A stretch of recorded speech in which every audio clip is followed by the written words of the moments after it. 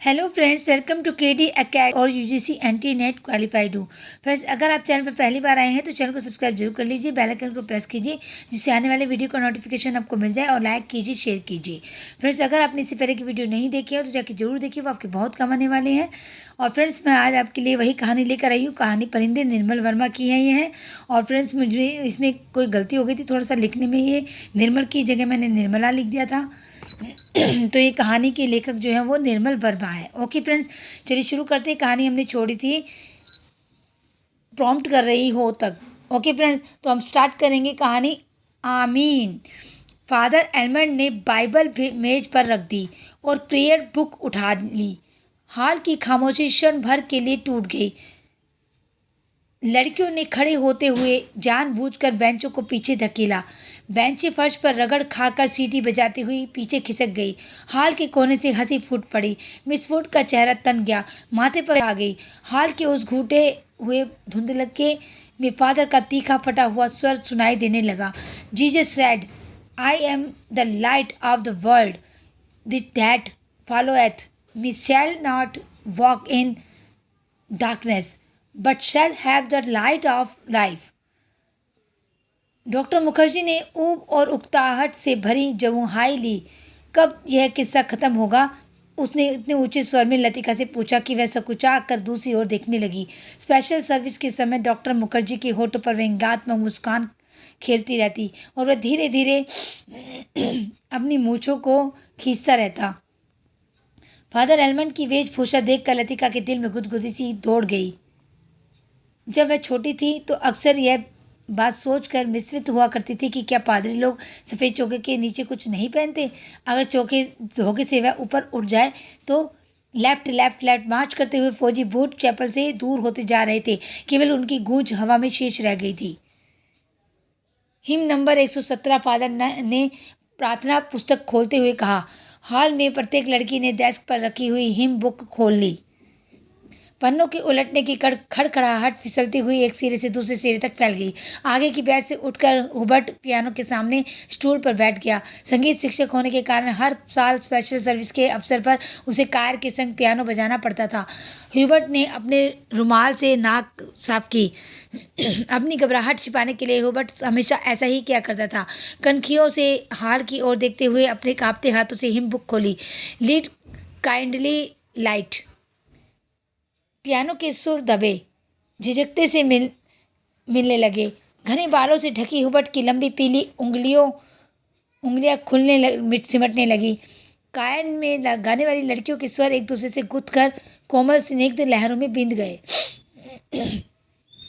लतिका को लगा उसका जूड़ा ढीला पड़ गया है, मानो गर्दन के नीचे झूल रहा है। मिस वुड की आंख बचा लतिका ने चुपचाप बालों में लगी क्लिपों को कसकर खींच दिया। बड़ा इक्का आदमी है। सुबह मैंने हुबर्ट को यहाँ आने से मना किया था, फिर भी चला आया, डॉक्टर ने कहा। लतिका को करीमुद्दीन की बात याद हो आई। रात भर हुबर्ट को खांसी का दौरा पड़ा था, कल जाने के लिए कह रहे थे। लतिका ने सिर टेढ़ा करके हुबर्ट के चेहरे की एक झलक पाने की विफल चेष्टा की। इतने पीछे से कुछ भी देख पाना असंभव था। पियानो पर झुका हुआ केवल हुबर्ट का सिर दिखाई देता था। Lead kindly light. संगीत के सुर मानो एक ऊंची पहाड़ी पर चढ़कर हाँफती हुई सांसों को आकाश की आवाज शून्यता में बिखेरते हुए नीचे उतर रहे हैं। बारिश की मुलायम धूप चैपल के लंबे चौकोर शीशों पर झिलमिला रही है, जिसकी एक महीन चमकीली रेखा ईसा मसीह की प्रतिमा का तिरछी होकर गिर गई है। मोमबत्तियों का धुआं धूप में नीली सी लकीर खींचता हुआ हवा में तिरने लगा है। पियानो के क्षणिक पोज में लतिका को पत्तों का परिचित मरमर कहीं दूर अनजानी दिशा से आता हुआ सुनाई दे जाता है। एक क्षण के लिए एक भ्रम हुआ कि चैपल का फीका सा अंधेरा उस छोटे से प्रेयर हॉल के चारों कोनों से सिमटता हुआ उसके आसपास घिर आया है, मानो कोई उसकी आंखों पर पट्टी बांधकर उसे यहाँ तक के ले आया हो और अचानक उसकी आंखें खोल दी गई हो। उसे लगा कि जैसे मोमबत्तियों के धुंधले आलोक में कुछ भी ठोस वास्तविक ना हो चैपल की छत, दीवारें, डेस्क पर रखा हुआ डॉक्टर का सुडोल हाथ और पियानो के सुर अतीत की धुंध को भेदते हुए स्वयं उस धुंध का भाग बनते जा रहे हो। एक पगली सी स्मृति, एक उद्भ्रांत भावना चैपल के शीशों के परे पहाड़ी सूखी हवा, हवा में झुकी हुई वीपिंग विलोज की कांपती टहनियाँ, पैरों तले चीड़ के पत्तों की धीमी सी चीर, परिचित खड़खड़। वहीं पर गिरीश एक हाथ में मिलिट्री का खाकी हैट लिए खड़ा है, चौड़े होठ उठे हुए सबल कंधे, अपना सिर वहां टिका दो तो जैसे सिमट कर खो जाएगा। चार्ल्स पेयर बोयर यह नाम उसने रखा था। ये वह जेब कर हंसने लगा। तुम्हें आर्मी में किसने चुन लिया? मेजर बन गए हो, लेकिन लड़कियों से भी गए गुजरे हो। जरा जरा सी बात पर चेहरा लाल हो जाता है। ये सब क्या वह कहती नहीं, सिर्फ सोचती भरती। सोचा था कभी कहूंगी, वह कभी कभी नहीं आया। बुरुस का लाल फूल लाए हो ना? झूठे खाकी कमीज की जिस जेब पर बैज चिपके थे उसमें से मुसा हुआ बुरुस का फूल निकल आया। छी, सारा मुरझा गया। अभी खिला कहाँ है? हाउ क्लिंज उसके हाउ क्लिंजी उसके बालों में गिरीश का हाथ उलझ रहा है। फूल कहीं टिक नहीं पाता। फिर उसे क्लिप के नीचे फंसा कर उससे कहा, देखो। वह मुड़ी और इससे पहले कि वह कुछ कह पाती, गिरीश ने अपना मिलिट्री का हैट धप से उसके सिर पर रख दिया। वह मंत्रमुग्ध सी वैसे ही खड़ी रही। उसके सिर पर गिरीश का हैट है, माथे पर छोटी सी बिंदी है, बिंदी पर उड़ते हुए बाल है। गिरीश ने उस बिंदी को अपने होठों से छुआ है। उसने उसे नंगे सिर को अपने दोनों हाथों में समेट लिया है। लतिका, गिरीश ने चिढ़ाते हुए कहा, मैन ईटर ऑफ कुमाऊं। उसका यह नाम गिरीश ने उसे चिढ़ाने के लिए रखा था। वह हंसने लगी। लतिका, सुनो। गिरीश का स्वर कैसा हो गया था। ना, मैं कुछ भी नहीं सुन रही। लतिका, मैं कुछ महीनों में वापस लौट आऊँगा। ना, मैं कुछ भी नहीं सुन रही। किंतु वह सुन रही है, वह नहीं जो गिरीश कह रहा है, किंतु वह जो नहीं कहा जा रहा है, जो उसके बाद कभी नहीं कहा गया। Lead kindly light. लड़कियों का स्वर पियानो के सुरों में डूबा हुआ गिर रहा है, उठ रहा है। हुबर्ट ने सिर मोड़ कर लतिका को निमिष भर देखा। आंखें मूंदे, ध्यान मग्ना, प्रसर मूर्ति सी वह स्थिर निश्चल खड़ी थी। क्या यह भाव उसके लिए है? क्या लतिका ने ऐसे क्षणों में उसे अपना साथी बनाया है? हुबर्ट ने एक गहरी सांस ली और उस सांस में ढेर सी थकान उमड़ आई। देखो, मिस वुड कुर्सी पर बैठे बैठे सो रही है।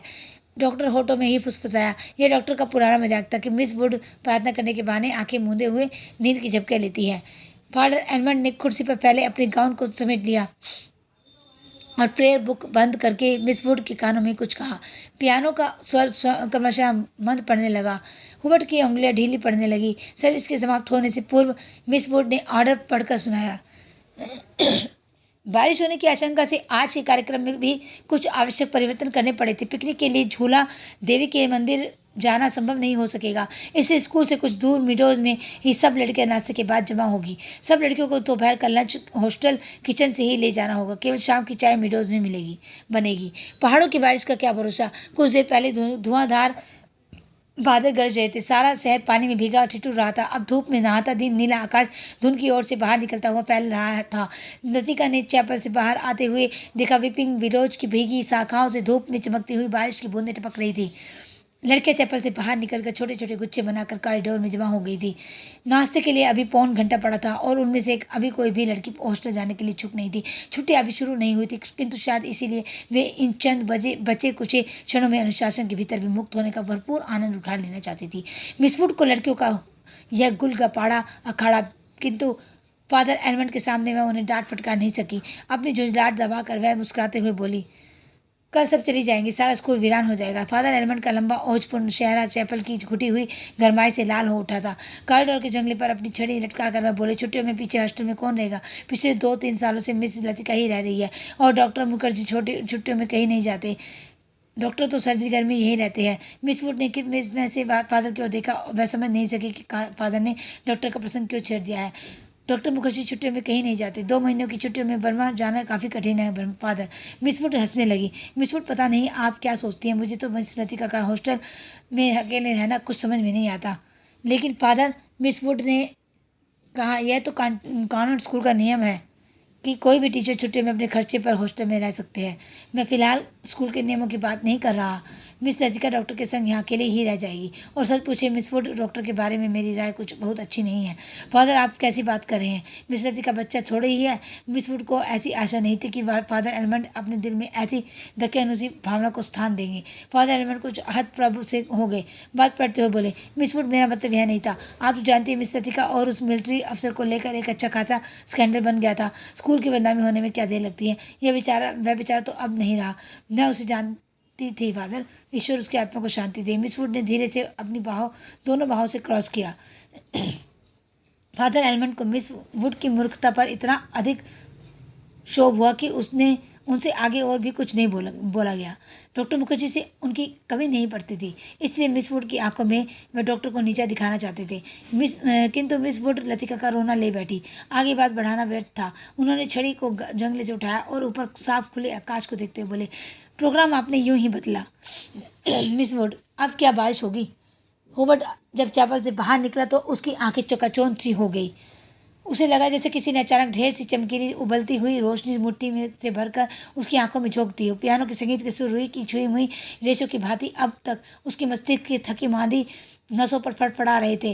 वह काफ़ी थक गया था। पियानो बजाने से उसके फेफड़ों पर हमेशा भारी दबाव पड़ता, दिल की धड़कन तेज हो जाती थी। उसे लगता था कि संगीत के एक नोट को दूसरे नोट में उतारने के प्रयत्न में वह एक अंधेरी खाई पार कर रहा है। आज चैपल में मैंने जो महसूस किया वह कितना रहस्यमय, कितना विचित्र है। हुबर्ट ने सोचा, मुझे लगा पियानो का हर नोट चिरंतन खामोशी की अंधेरी खोज से निकलकर बाहर फैली नीली धुंध को काटता तराशता हुआ एक भूला सा अर्थ खींच लाता है। गिरता हुआ हर पोज एक छोटी सी मौत है, मानो घनी छायादार वृक्षों की कांपती छायाओं में कोई पगडंडी गुम हो गई हो। एक छोटी सी मौत जो आने वाले सुरों को अपनी बची कुची गूंजों की सांस से समर्पित कर जाती है, जो मर जाती है किंतु नहीं पाती, मिटती नहीं, इसलिए मर कर भी जीवित है, दूसरे सुरों में लय हो जाती है। डॉक्टर की मृत्यु ऐसे ही आती है? अगर मैं डॉक्टर से पूछूं तो वैसा हंस कर टाल देगा। मुझे लगता है वह पिछले कुछ दिनों से कोई बात छिपा रहा है। उसकी हंसी में जो सहानुभूति का भाव होता है वह मुझे अच्छा नहीं लगता। आज उसने मुझे स्पेशल सर्विस में आने से रोका था। कारण पूछने पर वह चुप रहा था। कौन सी ऐसी बात है जिसे मुझसे कहने में डॉक्टर कतराता है? शायद मैं शक की मिजाज होता जा रहा हूँ और बात कुछ भी नहीं है। हुबर्ट ने देखा लड़कियों की कतार स्कूल से हॉस्टल जाने वाली सड़क पर नीचे उतरती जा रही है। उजली धूप में उनके रंग बिरंगे रिबन, हल्की आसमानी रंग की फ्रॉकें और सफ़ेद पेटियां चमक रही है। सीनियर कैम्ब्रिज की कुछ लड़कियों ने चैपल की वाटिका के गुलाब के फूलों को तोड़कर अपने बालों में लगा लिया है। कंटोनमेंट के 3-4 सिपाही लड़कियों को देखते हुए अश्लील मजाक करते हुए हंस रहे हैं और कभी कभी किसी लड़की की ओर जरा झुक कर सीटी बजाने लगते हैं। Hello miss Hubert. हुबर्ट ने चेक कर पीछे देखा। लतिका एक मोटा सा रजिस्टर बगल में दबाए खड़ी थी। आप अभी यहीं हैं? हुबर्ट की दृष्टि लतिका पर टिकी रही। वह क्रीम रंग की पूरी बाहों की ऊनी जैकेट पहने हुए थी। कुमाऊनी लड़कियों की तरह लतिका का चेहरा गोल था। धूप की तपन में से पका गेहुआ रंग कहीं कहीं हल्का सा गुलाबी हो आया था, मानो बहुत धोने पर भी गुलाल के कुछ धब्बे इधर उधर बिखर रह गए हुए। और उन लड़कियों के नाम नोट करने थे जो कल जा रही है और जो पीछे रुकना पड़ा। आप भी तो कल जा रहे हैं मिस वुड? अभी तक तो यही इरादा है। यहाँ रुककर भी क्या करूँगा? आप स्कूल की ओर जा रही हैं? चलिए। पक्की सड़क पर लड़कियों की भीड़ जमा थी, इसलिए वे दोनों पोलो ग्राउंड का चक्कर काटती हुई पगडंडी से नीचे उतरने लगी। हवा तेज हो चली। चीड़ के पत्ते हर झोंके के संग टूट टूट कर पगडंडी पर ढेर लगाते जाते थे। हुबर्ट रास्ता बनाने के लिए अपनी छड़ी से कुछ उन्हें बुहार कर दोनों ओर बिखेर देता था। लतिका पीछे खड़ी हुई देखती रहती थी। अल्मोड़ा की ओर आते हुए छोटे छोटे बादल रेशमी रुमालों से उड़ते हुए सूरज के मुंह के पर लिपटे से जाते थे, फिर हवा में वे बह जाते थे। इस खेल में धूप कभी मंद फीकी सी पड़ जाती थी, कभी अपना उजाला आंचल खोल कर समूचे शहर को अपने में समेट लेती थी। लतिका तनिक आगे निकल गई। हुबर्ट की सांस चढ़ गई थी और धीरे धीरे हाँफता हुआ पीछे से आ रहा था। जब वे पोलो ग्राउंड के पवेलियन को छोड़कर सिमरिटी के दाएं ओर मुड़े तो लतिका हुबर्ट की प्रतीक्षा करने के लिए खड़ी हो गई। उसे याद आया छुट्टियों के दिनों में जब कभी कमरे में अकेले बैठे बैठे उसका मन ऊब जाता था तो वह अक्सर टहलते हुए सिमरिटी तक चली जाती थी। उससे सटी पहाड़ी पर चढ़कर वह बर्फ में ढके देवदार वृक्षों को देखा करती थी, जिनकी झुकी हुई शाखों से गुरुई की गोलों से बर्फ नीचे गिरा करती थी। नीचे बजाए जाने वाली सड़क पर बच्चे स्लेज पर फिसला करते थे। वह खड़ी खड़ी बर्फ में छिपी हुई उस सड़क का अनुमान लगाया करती थी जो फादर एलमंड के घर से गुजरती हुई मिलिट्री अस्पताल और डाकघर से होकर चर्च की सीढ़ियों तक जाकर गुम हो जाती थी। जो मनोरंजन एक दुर्गम पहेली को सुलझाने में होता है, वही लतिका को बर्फ में खोए रास्तों को खोज निकालने में होता था। आप बहुत तेज चलती हैं मिस लतिका। थकान से हुबर्ट का चेहरा कुमला गया था। माथे पर पसीने की बूंद छलक आई थी। कल रात आपकी तबीयत क्या कुछ खराब हो गई थी? आपने कैसे जाना? क्या मैं अस्वस्थ दिख रहा हूँ? हुबर्ट के स्वर में हल्की सी खींच का आवाज़ था। सब लोग मेरी सेहत को लेकर क्यों बात शुरू करते हैं? उसने सोचा, नहीं, मुझे तो पता नहीं भी नहीं चलता। वह तो सुबह करीमुद्दीन ने बातों ही बातों में जिक्र छेड़ दिया था। लतिका कुछ अप्रतिभ सी हो गई। कोई खास बात नहीं, वही पुराना दर्द शुरू हो गया था। अब बिल्कुल ठीक है। अपने कथन की पुष्टि के लिए हुबर्ट छाती सीधी करके तेज कदम बढ़ाने लगा। डॉक्टर मुखर्जी को दिखलाया था, वह सुबह आए थे। उनकी बात कुछ समझ में नहीं आती। हमेशा दो बातें एक दूसरे से उल्टी कहते हैं। कहते थे कि इस बार मुझे 6-7 महीने की छुट्टी लेकर आराम करना चाहिए, लेकिन अगर मैं ठीक हूँ तो भला इसकी क्या जरूरत है? हुबर्ट के स्वर में व्यथा की छाया लतिका से छिपी ना रह सकी। बात को टालते हुए उसने कहा, आप तो नाहक चिंता करते हैं मिस हुबर्ट, आजकल मौसम बदल रहा है, अच्छे भले आदमी तक बीमार हो जाते हैं। हुबर्ट का चेहरा प्रसन्नता से चमकने लगा। उसने लतिका को ध्यान से देखा। वह अपने दिल का संशय मिटाने के लिए निश्चित हो जाना चाहता था कि कहीं लतिका उसे केवल दिलासा देने के लिए तो झूठ नहीं बोल रही है। यही तो मैं सोच रहा था मिस लतिका, डॉक्टर की सलाह सुनकर मैं डर ही गया।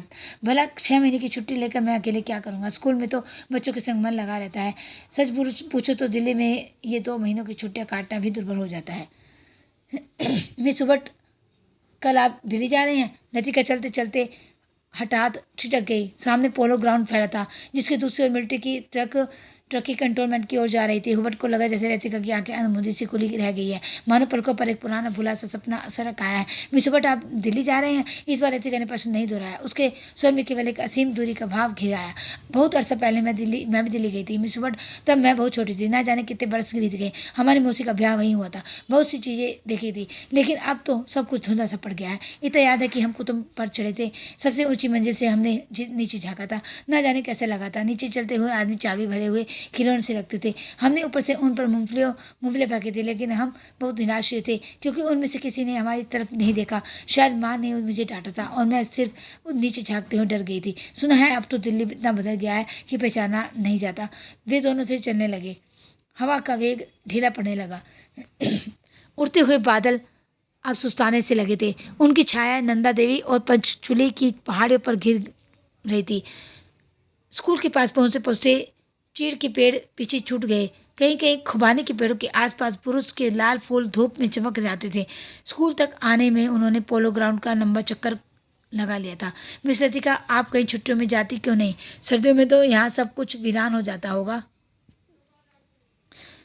अब मुझे यहाँ अच्छा लगता है, लतिका ने कहा। पहले साल अकेलापन कुछ अखरा था, अब आदी हो चुकी हूँ। किस्मत से एक रात पहले क्लब में डांस होता है, लॉटरी डाली जाती है और रात को देर तक नाच गाना होता रहता है। नए साल के दिन कुमाऊं रेजिमेंट की ओर से परेड ग्राउंड में कार्निवाल किया जाता है। पर स्केटिंग होती है, रंग बिरंगे गुब्बारों के नीचे फौजी बैंड बजता है। फौजी अफसर फैंसी डांस में भाग लेते हैं। हर साल ऐसा ही होता है मिस्टर हुबर्ट। फिर कुछ दिनों बाद विंटर स्पोर्ट्स के लिए अंग्रेज टूरिस्ट आते हैं। हर साल मैं उनसे परिचित होती हूँ। वापस लौटते हुए वे हमेशा वादा करते हैं कि अगले साल फिर ही आएंगे, पर मैं जानती हूँ कि वे नहीं आएंगे। वे भी जानते हैं कि वे नहीं आएंगे, फिर भी हमारी दोस्ती में कोई अंतर नहीं पड़ता। फिर कुछ दिनों बाद पहाड़ी पर बर्फ पिघलने लगती है, छुट्टियां खत्म होने लगती है, आप सब लोग अपने अपने घरों से वापस लौट आते हैं और मैं मिस्टर हुबर्ट पता भी नहीं चलता कि छुट्टियां कब शुरू हुई थी और कब खत्म हो गई। लतिका ने देखा कि हुबर्ट उसकी ओर आतंकित भयाकुल दृष्टि से देख रहा है। सिट पिटाकर चुप हो गई। उसे लगा मानो वह इतनी देर से पागल सी अनगरल प्रलाप कर रही हो। मुझे माफ़ करना मिस्टर हुबर्ट, कभी कभी मैं बच्चों की तरह बातों में बहक जाती हूँ। मिस लतिका, हुबर्ट ने धीरे से कहा। वे चलते चलते रुक गया था। लतिका हुबर्ट के भारी स्वर से चौंक गई। क्या बात है मिस्टर हुबर्ट, मैं पत्थर उसके लिए भी मैं लज्जित हूँ। उसे आप वापस लौटा दें। समझ लें कि मैंने उसे कभी नहीं लिखा था। लतिका की दिग्भ्रांत सी खड़ी हुई हुबर्ट के पीले उद्विग्न चेहरे को देखती रही।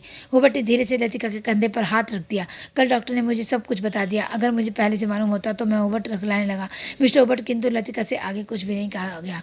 उसका चेहरा सफ़ेद हो गया था। दोनों चुपचाप कुछ देर तक स्कूल के गेट के बाहर खड़े रहे। मीडोज पगडंडियाँ पत्तों छायाओं से घिरा छोटा सा द्वीप, मानो कोई घोंसला हो, हरी घाटियों के बीच आ दबा हो। भीतर घुसते ही पिकनिक के काले आग से झुलसे हुए पत्थर, आज जली टहनियाँ, बैठने के बिछाए गए पुराने अखबारों के टुकड़े इधर उधर बिखरे हुए दिखाई दे जाते थे। अक्सर टूरिस्ट पिकनिक के लिए यहाँ आते हैं। मिडोज को बीच में काटता हुआ टेढ़ा मेढ़ा बरसाती नाला बहता है, जो दूर से धूप में चमकता हुआ सफ़ेद रिबन सा दिखाई देता है। यहीं पर काट के तख्तों का बना हुआ टूटा सा पुल है, जिस पर लड़कियाँ हिचकोले खाते हुए चल रही है। डॉक्टर मुखर्जी, आप तो सारा जंगल जला देंगे। मिस वुड ने अपनी ऊंची एडी के सैंडल से जलती हुई दिया सलाई को दबा डाला, जो डॉक्टर ने सिगार सुलगाकर चिड़ के पत्तों के ढेर पर फेंक दी थी। वे नाले से कुछ दूर हटकर चिड़ के 2 पेड़ों से गुथी हुई छाया के नीचे बैठ गए थे। उनके सामने एक छोटा सा रास्ता नीचे पहाड़ी गांव की ओर जाता था, जहाँ पहाड़ की गोद में शकपारों के खेत एक दूसरे के नीचे बिछे हुए थे।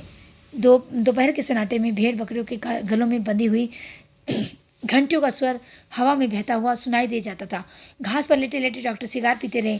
जंगल की आग कभी देखी है मिसवुड? एक अलमस्त नशे की तरह धीरे धीरे फैलती जाती है। आपने कभी देखी है डॉक्टर? मिसवुड ने पूछा। मुझे तो बड़ा डर लगता है। बहुत साल पहले शहरों को जलते हुए देखा था। डॉक्टर लेटे हुए आकाश की ओर ताक रहे थे। एक एक मकान ताश के पत्तों की तरह गिरता जाता। दुर्भाग्यवश ऐसे अवसर देखने में बहुत कम आते हैं। आपने कहाँ देखा डॉक्टर? लड़ाई के दिनों में अपने शहर रंगून को जलते हुए देखा था। मिस वुड की आत्मा को ठेस लगी, किंतु फिर भी उसकी उत्सुकता शांत नहीं हुई। आपका घर क्या वह भी जल गया था? डॉक्टर कुछ देर तक चुपचाप लेटा रहा। हम उसे खाली छोड़ कर चले आए थे, मालूम नहीं बाद में क्या हुआ। अपने व्यक्तिगत जीवन के संबंध में कुछ भी कहने में डॉक्टर को कठिनाई महसूस होती है। डॉक्टर, क्या आप कभी वापस बर्मा जाने की बात नहीं सोचते? डॉक्टर ने अंगड़ाई ली और करवट बदल कर औंधे मुंह लेट गए। उनकी आंखें मूंद गई और माथे पर बालों की नटें झूल आई। सोचने से क्या होता है मिस वुड? जब बर्मा में था तब क्या सब कभी सोचा था कि यहाँ आकर उम्र काटनी होगी?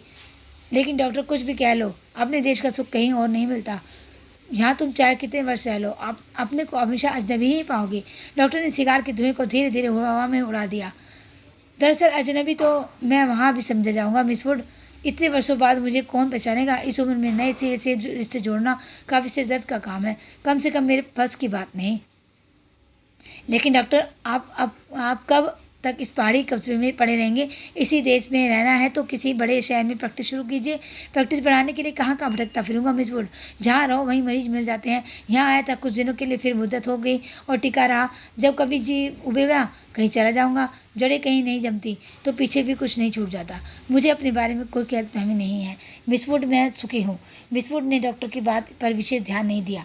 दिल में वह हमेशा डॉक्टर को उच्छृंखल, लापरवाह और सन की समझती रही है। किंतु डॉक्टर के चरित्र में उनका विश्वास है, ना जाने क्यों। क्योंकि डॉक्टर ने जाने अनजाने में उसका कोई प्रमाण दिया हो, यह उसे याद नहीं पड़ता। मिस वुड ने एक ठंडी सांस भरी। वह हमेशा से यह सोचती थी कि यदि डॉक्टर इतना आलसी और लापरवाह ना होता तो अपनी योग्यता के बल पर काफ़ी चमक सकता था। इससे उसे डॉक्टर पर क्रोध भी आता था और दुख भी होता था। मिस वुड ने अपने बैग से ऊन का गोला और सिलाइयाँ निकाली और फिर उसके नीचे से अखबार में लिपटा हुआ चौड़ा काफ़ी का डिब्बा उठाया, जिसमें अंडों के सैंडविचें और हैंडबर्गर दबे हुए थे। थर्मस से प्यालों में काफ़ी उड़लते हुए मिस फुड ने कहा, डॉक्टर काफ़ी ठंडी हो रही है। डॉक्टर लेटे लेटे बुड़बुड़ाया। मिस फुड ने नीचे झुक कर देखा। वह कोहनी पर सिर टिकाए हुए सो रहा था। ऊपर का होठ जरा सा फैल कर मुड़ गया था, मानो किसी से मजाक करने से पहले मुस्कुरा रहा हो। उसकी उंगलियों में दबा हुआ सिगार नीचे झुका हुआ लटक रहा था। मेरी मेरी वाट व्हाट डू यू वांट? दूसरे स्टैंडर्ड में पढ़ने वाली मेरी ने अपनी चंचल चपल आंखें ऊपर उठाई। लड़कियों का दायरा उसे घेरे हुए कभी पास आता था, कभी दूर खिंचता चला जाता था। I want blue. दोनों हाथों को हवा में घुमाते हुए मेरी चिल्लाई। दायरा पानी की तरह टूट गया। सब लड़कियां एक दूसरे पर गिरती पड़ती किसी नीली वस्तु को छूने के लिए भाग दौड़ करने लगी। लंच समाप्त हो गया था। लड़कियों के छोटे छोटे दल मीडोज में बिखर रह गए थे।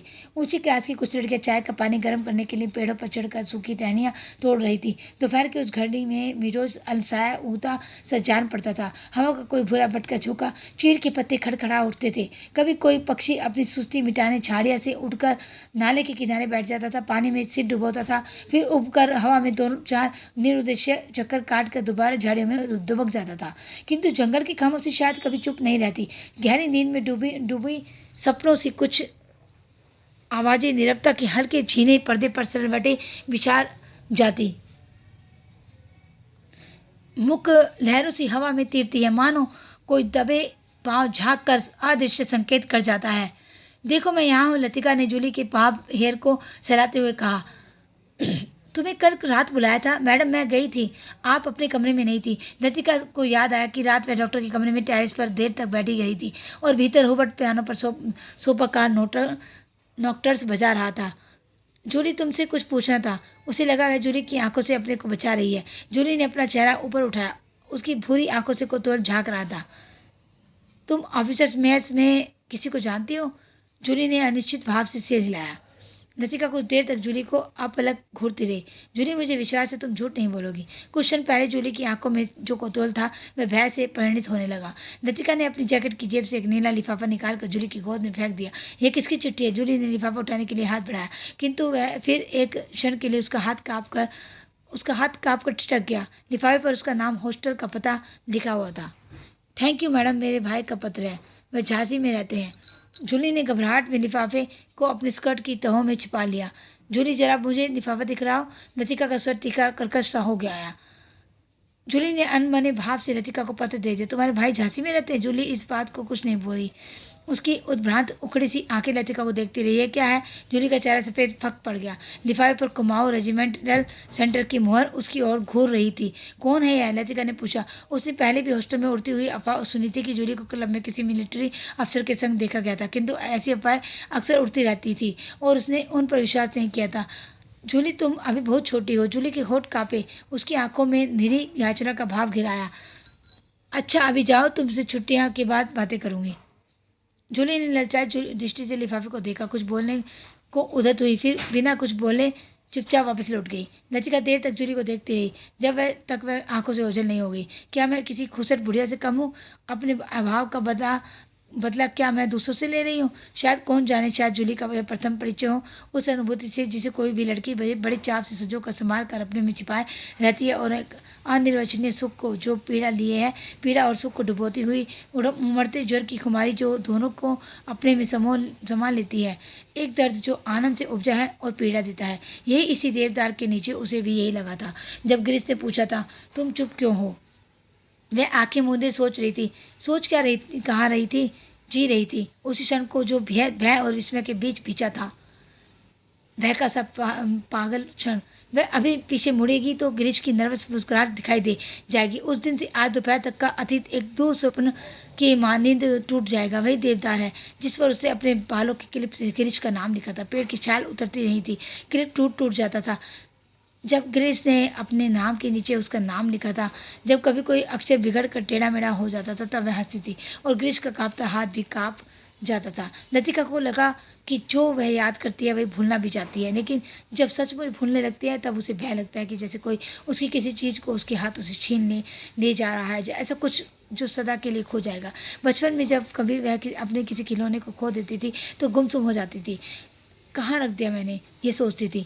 जब बहुत दौड़ धूप करने पर खिलौना मिल जाता तो वह बहाना करती थी कि अभी उसे खोज ही रही है, कि वह अभी मिला नहीं है। जिस स्थान पर खिलौना रखा होता है, जानबूझकर उसे छोड़कर घर के दूसरे कोने में उसे खोजने का उपक्रम करती, तब खोई हुई चीज़ याद रहती, इसलिए भूलने का भय नहीं रहता था। आज वह उस बचपन के खेल का बहाना क्यों नहीं कर पाती? बहाना शायद करती है, उसे याद करने का बहाना, जो भूलता जा रहा है। दिन महीने बीत जाते हैं और वह उलझी रहती है। अनजाने में गिरीश का चेहरा धुंधला पड़ता जाता है। याद वह करती है, किंतु जैसे किसी पुरानी तस्वीर के धूल भरे शीशे को साफ कर रही है। अब वैसा दर्द नहीं होता, सिर्फ उसकी याद करती है जो पहले कभी होता था। तब उसे अपने पर गलानी होती है। वह भी जानबूझकर उस घाव को कुदेरती है जो भरता जा रहा है, खुद ब खुद उसकी कोशिशों के बावजूद भरता जा रहा है। देवदार पर खड़े हुए अधमिटे नाम लतिका की ओर निस्तब्ध निरी भाव से निहार रहे थे। मीडोज के घने सन्नाटे में नाले पार से खेलती हुई लड़कियों की आवाज़ें गूंज रही जाती थी। What do you want, what do you want. तितलियाँ झिंगू जुगनी जुगनू विंडोज़ पर उतरती हुई सांझ की छायाओं में पता नहीं चलता कौन आवाज़ किसकी है। दोपहर के समय जिन आवाज़ों को अलग अलग पहचाना जा सकता था अब वे एक स्वरता की अविरल धारा में घुल गई थी। घास से अपने पैरों को पोंछता हुआ कोई रेंग रहा है। झाड़ियों के झुरमुट से पैरों को फड़फड़ाता हुआ झपक कर कोई ऊपर से उड़ जाता है, किंतु ऊपर देखो तो कहीं कुछ भी नहीं है। मिडोज के झरने का गड़गड़ाता स्वर जैसे अंधेरी सुरंग में झपाटे से ट्रेन गुजर गई हो और देर तक उसमें सीटियों और पहली पहियों की चित्कार गूंजती रही हो। पिकनिक कुछ देर तक और चलती, किंतु बादलों की तह एक दूसरे पर चढ़ती जा रही थी। पिकनिक का सामान बटोरा जाने लगा। मिडोज के चारों ओर बिखरी हुई लड़कियां बिस्कुट के इर्द गिर्द जमा होने लगी। अपने संग वे अजीबोगरीब चीज़ें बटोर लाई थी। कोई किसी पक्षी के टूटे पंख को बालों में लगाए हुए थी, किसी ने पेड़ की टहनी को चाकू से छील कर छोटी सी बैत बना ली थी। ऊंची क्लास की कुछ लड़कियों ने अपने अपने रुमालों में नाले के से पकड़ी हुई छोटी छोटी बालिश भर की मछलियों को दबा रखा था, जिन्हें बिस्फोट से छिप कर वे एक दूसरे को दिखा रही थी। बिस्फोट लड़कियों की टोली के संग आगे निकल गई। मिडो से पक्की सड़क तक 3-4 फलांग की चढ़ाई थी। लतिका हाँफने लगी। डॉक्टर मुखर्जी सबसे पीछे आ रहे थे। लतिका के पास पहुंचकर वे ठिठक गए। डॉक्टर ने दोनों घुटनों को जमीन पर टेकते हुए सिर झुकाकर एलिजाबेथ न्यूगिन अंग्रेजी में कहा, मैडम आप इतनी परेशान क्यों नजर आ रही है? और डॉक्टर की नाटकीय मुद्रा को देखकर लतिका के होठों पर एक थकी सी ढीली मुस्कुराहट बिखर गई। प्यास के मारे गला सूख रहा है और यह चढ़ाई की खत्म होने में नहीं आती। डॉक्टर ने अपने कंधे पर लटकते हुए थर्मस को उतार कर लतिका के हाथों में देते हुए कहा, थोड़ी सी काफ़ी काफ़ी बची है, शायद कुछ मदद कर सके। पिकनिक में तुम कहाँ रह गए थे डॉक्टर? कहीं दिखाई नहीं दिए। दोपहर भर सोता रहा बिस्कुट के संग, मेरा मतलब है। मिसफुट पास बैठी थी। मुझे लगता है कि मिसफुट मुझसे मोहब्बत करती है। कोई भी मजाक करते समय डॉक्टर अपनी मूँछों के कोनों को दबाने ही लगता था। क्या कहती थी? लतिका ने थर्मस से काफ़ी की मुंह में उड़ेल दिया। थर्मस से काफ़ी को मुंह में उड़ेल लिया। शायद कुछ कहती, लेकिन बदकिस्मती से बीच में ही मुझे नींद आ गई। मेरी ज़िंदगी के कुछ खूबसूरत प्रेम प्रसंग कमबख्त इस नींद के कारण अधूरे रह गए हैं। और इस दौरान मैं जब दोनों बातें कर रहे थे, उनके पीछे मीडोज और मोटर रोड के संग चढ़ती हुई चीड़ और बाँझ के वृक्षों की कतारें सांझ के घिरते अंधेरे में डूबने लगी। मानो प्रार्थना करते हुए उन्होंने चुपचाप अपने सिर नीचे झुका लिए हो। इन्हीं पेड़ों के ऊपर बादलों में गिरजे का क्रॉस कहीं उलझा पड़ा था। उसके नीचे पहाड़ों की ढलान पर बिछे हुए खेत भागती हुई गिलहरियों से लग रहे थे, जो मानो किसी को ठों में स्तंभ ठिठक गई हो। डॉक्टर की मिस हुबर्ट पिकनिक पर नहीं आए। डॉक्टर मुखर्जी टार्च जलाकर लतिका के आगे आगे चल रहे थे। मैंने उन्हें मना कर दिया था कि इसलिए अंधेरे में पैरों के नीचे दबे हुए पत्तों की चरमाहट के अतिरिक्त कुछ सुनाई नहीं देता था। डॉक्टर मुखर्जी ने धीरे से खांसा। पिछले कुछ दिनों से मुझे संदेह होता जा रहा है कि हुबर्ट की छाती का दर्द शायद मामूली दर्द नहीं है। डॉक्टर थोड़ा सा हंसा, जैसे उसने अपनी यह गंभीरता अरुचिकर लग रही हो। डॉक्टर ने प्रतीक्षा की शायद लतिका कुछ कहेगी, किंतु लतिका चुपचाप उसके पीछे चल रही थी। यह मेरा महज शक है, शायद मैं बिल्कुल गलत हूँ, किंतु यह बेहतर होगा कि वह अपने एक फेफड़ों का एक्सरे करा ले। इससे कम से कम कोई भ्रम तो नहीं रहेगा। आपने मिस हुबर्ट से इसके बारे में कुछ कहा है? अभी तक तो कुछ नहीं कहा। हुबर्ट जरा सी बात पर चिंतित हो उठता है, इसलिए कभी सांस नहीं हो पाता। डॉक्टर को लगा उसके पीछे आते हुए लतिका के पैरों का स्वर सहसा बंद हो गया है। उन्होंने पीछे मुड़कर देखा, लतिका बीच सड़क पर अंधेरे में छाया से चुपचाप निश्चल खड़ी है। डॉक्टर लतिका का स्वर फहराया हुआ था। क्या बात है मिस लतिका, आप रुक क्यों गई? डॉक्टर, क्या मिस हुबर्ट? डॉक्टर ने अपनी टॉर्च की मध्यम रोशनी लतिका पर उठा दी। उसने देखा लतिका का चेहरा एकदम पीला पड़ गया और रह रहकर पत्ते सी काँप रह जाती है। मिस लतिका, क्या बात है? आप तो बहुत डरी सी जान पड़ती हैं। कुछ नहीं डॉक्टर, मुझे कुछ याद आ गया था। वे दोनों फिर चलने लगी। कुछ दूर बाद जाने पर उसकी आंखें ऊपर उठ गई। पक्षियों का एक बेड़ा धूमिल आकाश में त्रिकोण बनाता हुआ पहाड़ों के पीछे से उनकी ओर जा रहा था। लतिका और डॉक्टर सिर उठाकर इन पक्षियों को देखते रहे। लतिका को याद आया, हर साल सर्दी की छुट्टियों से पहले ही ये परिंदे मैदानों की ओर उड़ते हैं। कुछ दिनों के लिए बीच के पहाड़ी स्टेशन पर बसेरा करते हैं, प्रतीक्षा करते हैं बर्फ के दिनों की, जब वे नीचे अजनबी अनजाने देशों में उड़ जाएंगे। क्या वे सब प्रतीक्षा कर रहे हैं? वे डॉक्टर मुखर्जी, मिस्टर हुबर्ट, लेकिन कहाँ के लिए? हम कहाँ जाएंगे? किंतु उसका कोई उत्तर नहीं मिला। उस अंधेरे में मिडोज के झरने के बुतेले स्वर और चीड़ के पत्तों की सरसराहट के अतिरिक्त कुछ सुनाई नहीं देता था। लतिका हड़बड़ाकर चौंक गई। अपनी छड़ी पर झुका हुआ डॉक्टर से धीरे धीरे सीटी बजा रहा था। मिस लतिका, जल्दी कीजिए, बारिश शुरू होने वाली है। हौसले पहुँचते पहुँचते बिजली चमकने लगी थी, किंतु उस रात बारिश देर में तक नहीं हुई। बादल बरसने भी नहीं पाते थे कि हवा के थपेड़े से धकेल दिए जाते थे। दूसरे दिन तड़के ही बस पकड़नी थी। इससे डिनर के बाद लड़कियाँ सोने के लिए अपने अपने कमरों में चली गई थी। जब लतिका अपने कमरे में गई तो उस समय कुमाऊं रेजिमेंट सेंटर का भूगोल बज रहा था। उसके कमरे में करीमुद्दीन कोई पहाड़ी धुन गुनगुनाता हुआ लैंप में गैस पंप कर रहा था। लतिका उन्हीं कपड़ों में तकिए को धुरा करके लेट गई। करीमुद्दीन ने उठती हुई निगाह से लतिका को देखा, फिर अपने काम में जुट गया। पिकनिक कैसी रही मेम साहब? तुम क्यों नहीं आए? सब लड़कियां तुम्हें पूछ रही थी। लतिका को लगा दिन भर की थकान धीरे धीरे उसके शरीर की पसलियों पर चिपकती जा रही है। अनायास उसकी आंखें नींद के बोझ से चिपकने लगी। मैं चला आता हूँ तो हुबर्ट साहब को तीमारदारी कौन करता? दिन भर उसके बिस्तर से सटा हुआ बैठा रहा और अब वह गायब हो गए हैं। करीमुद्दीन ने कंधे पर लटकते हुए मेहंदी कुचैले तौलिए को उतारा और लैंप के शीशों की गर्द पोंछने लगा। लतिका की अधमुनी आंखें खुल गई। क्या हुबर्ट साहब अपने कमरे में नहीं है? खुदा जाने इस हालत में कहाँ भटकते रहे हैं। पानी गर्म करने कुछ देर के लिए बाहर गया था। वापस आने पर देखता हूँ कि कमरा खाली पड़ा है। करीमुद्दीन बड़बड़ाता हुआ बाहर चला गया। लतिका ने लेटे लेटे पलंग के नीचे चप्पलों को पैरों से उतार लिया। हुबर्ट इतनी रात कहाँ गए? किंतु लतिका की आंखें फिर चपक गई। दिन भर की थकान ने सब प्रश्नों पर कुंजी लगा दी थी। मानो दिन भर आंख मिचौनी खेलते हुए उसने अपने कमरे में दया को छू लिया हो था। अब वह सुरक्षित थी। कमरे की चार दीवारी के भीतर उसे कोई नहीं पकड़ सकता। दिन के उजाले में वह गवाह थी, मुजरिम थी। हर चीज़ का उससे तकाजा था। अब वह अकेलेपन में कोई गिला नहीं, उल्हाना नहीं, सब खींचातानी खत्म हो गई। जो अपना है वह बिल्कुल अपना सा हो गया है। जो अपना नहीं है उसका दुख नहीं, अपनाने की फुर्सत नहीं। लतिका ने दीवार की मुँह और मुंह घुमा लिया। लैंप के फीके आलोक में हवा में कांपते पर्दों की छाएं हिल रही थी। बिजली कड़कने से ही खिड़कियों के शीशे चमक चमक जाते थे, दरवाजे चटकने लगते थे, जैसे कोई बाहर से धीमे धीमे खटखटा रहा हो। कॉरिडोर से अपने अपने कमरों में जाती हुई लड़कियां हंसी मानो बातों की कुछ शब्द, फिर सब कुछ शांत हो गया। किंतु फिर भी कुछ देर तक कच्ची नींद में लैंप का धीमा सा सी स्वर सुनती रही। कब वह स्वर भी मौन का भाग बनकर मुख हो गया उसे पता ना चला। कुछ देर बाद उसको लगा सीढ़ियों से कुछ दबी आवाज़ें ऊपर आ रही है। बीच बीच में कुछ चिल्ला उठता है और फिर सहसा आवाज़ें धीमी पड़ जाती है। मिस लतिका जरा अपना लैंप ले आइए। कॉरिडोर के जीने से डॉक्टर मुखर्जी को आवाज़ आई थी। कॉरिडोर में अंधेरा था। वह 3-4 सीढ़ियाँ नीचे उतरी, लैंप नीचे किया। सीढ़ियों से सटे जंगले पर हुबर्ट ने अपना सिर रख दिया था। उसकी एक बार जंगले के नीचे लटक रही थी और दूसरी डॉक्टर के कंधे पर झूल रही थी, जिसे डॉक्टर ने अपने हाथों में जकड़ रखा था। मिस्टर जी का लैंप जरा और नीचे झुका दीजिए हुबर्ट हुबर्ट। डॉक्टर ने हुबर्ट को सहारा देकर ऊपर खींचा। हुबर्ट ने अपना चेहरा ऊपर किया। विस्की की तेज बू का झोंका लतिका के सारे शरीर को झिझोड़ गया। हुबर्ट की आंखों में सुर्ख डोरे खींच गए आए थे। कमीज का कॉलर उल्टा हो गया था और टाई की गांठ ढीली होकर नीचे खिसक गई थी। लतिका ने कांपते हाथों से लैंप सीढ़ियों पर रख दिया और आप दीवार के सहारे खड़ी हो गई। उसका सिर चकराने लगा था। And in a back land of the city air is a girl who loves me. Hubert हिचकियों के बीच गुनगुना उठता था। Hubert please please. डॉक्टर ने हुबर्ट के लड़खड़ाते शरीर को अपनी मजबूत गिरफ्त में ले लिया। मिस लतिका, आप लैंप लेकर आगे चलिए। लतिका ने लैंप उठाया। दीवार पर उन तीनों की छाया डगमगाने लगी। In a backland of the city there is a girl who loves me.